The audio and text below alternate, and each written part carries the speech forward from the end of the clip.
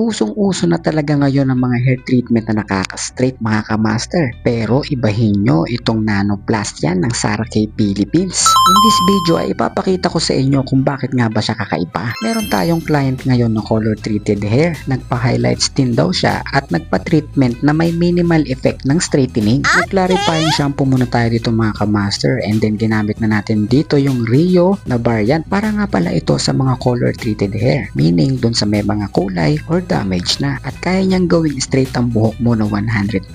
Oo, tama yung narinig mo, 100% na nakaka-straight siya. Meron kasi siyang primary straightening active na tinatawag nating tannin, na bukod sa na-straight na ay napapalambot pa at nape-preserve niya ang hair fibers integrity. Hindi lang yan, dahil meron siyang hydrolyzed keratin ay binubuo niya muli at pinapatibay ang mga nasirang parte doon sa pinakaloob ng buhok natin. O diba, hindi lang basta na straight, binubuhay niya pa yung mga buhok na na-damage. Hindi ka mag-aalala dito mga ka-master dahil formaldehyde free na siya. FDA approved ang product na to kahit i-check nyo pa. So yun mga ka-master, pagkatapos natin dito lagyan ng blonde neutralizing ay ibabalawan lang natin dito siya mga ka-master at iboblower lang natin ng hand dry. Same day wash na rin siya para makita na agad natin yung result kung maganda. At base sa aking experience mga ka-master ay malambot, makintab at straight pa rin siya after natin mabanlawan. So magpapahuli ka pa ba? Subukan mo na itong Nanoplasty Protein Treatment ng Sara K. Hindi ka mapapahiya rito mga ka-master dahil galing pa to ng Brazil. I-direct message nyo na lang ako kung gusto nyong subukan. Hanggang dito na lang mga ka-master. Bye-bye!